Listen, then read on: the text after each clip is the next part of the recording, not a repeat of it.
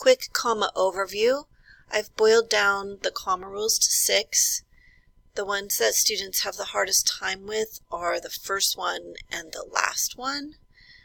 I have some sentences to illustrate the most common comma errors. One that I will not address at all is number 5 because I think you know how to do that one. So let's start with the first sentence. I want you to pause right now and take a look at this sentence and tell me what's, or in your head say what's wrong with it. This sentence breaks the first comma rule, which is comma with a fanboys right here. Fanboys is an acronym that stands for and, nor, but, or yet, and so. Those are the coordinating conjunctions. But is one of the coordinating conjunctions. When you have a coordinating conjunction, what you want to do is you want to look at what happens after the coordinating conjunction. If you have a complete sentence after the coordinating conjunction, you want a comma before it. No complete sentence, no comma. Here, we don't have a complete sentence if we look after the fanboys. Not impossible is not a complete sentence. So there should be no comma. Learning English is challenging but not impossible, no comma. Okay, pause here and tell me what you think. Question you should have asked yourself is there a complete sentence after this fanboys? So let's look. Also uses the new language the students are learning. That's not a complete sentence. So you do not want this comma here. This is how your sentence should look. All right, next sentence. Pause and tell me what you think. Okay, we've got 2 commas to look at here. What about this comma here? This comma here is fine. It falls under rule number 2. A comma after an introductory expression, fortunately, is an introductory expression, so that comma is fine. You've got commas between lists, items in a list, English comma, German comma, and all the other subjects. What about this comma here?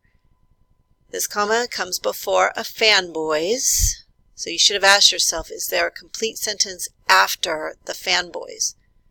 Is unfamiliar language a complete sentence? No. Hence, there should not be a comma after that, or before that, fanboys. Your sentence should look like this. All right, next sentence. Pause and tell me what you think.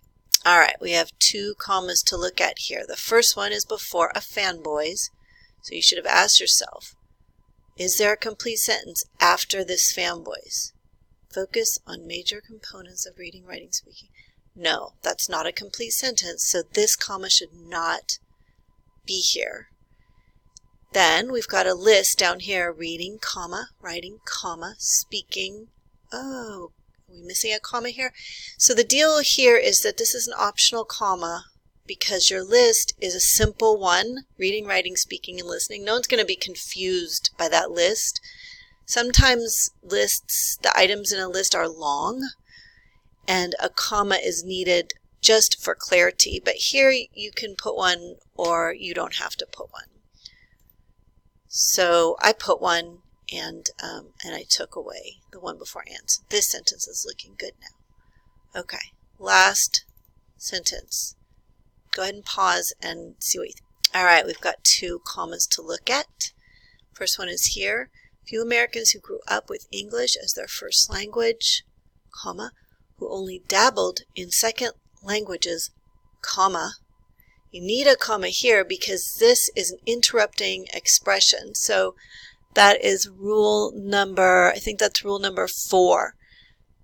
You need to set apart that interrupting expression with commas. So you need one before the who and after the languages. All right, and then the next comma we need to look at is this one. It comes before a fanboys. So again, you should have asked yourself, is there a complete sentence after the fanboys? Needing to speak it well enough to succeed in life is not a complete sentence, so you don't want a comma there. So your sentence should look like this. All right, just to go back to the rules for a second, we covered all but rule number 5, which I think you know how to do, and rule number 6, which I think you get the idea. Don't be a kamikaze. That's where, aside from those fanboys commas, that's where some students go wrong. They use too many commas. So if you only use commas, when you know one of these rules requires a comma, then you'll be in good shape.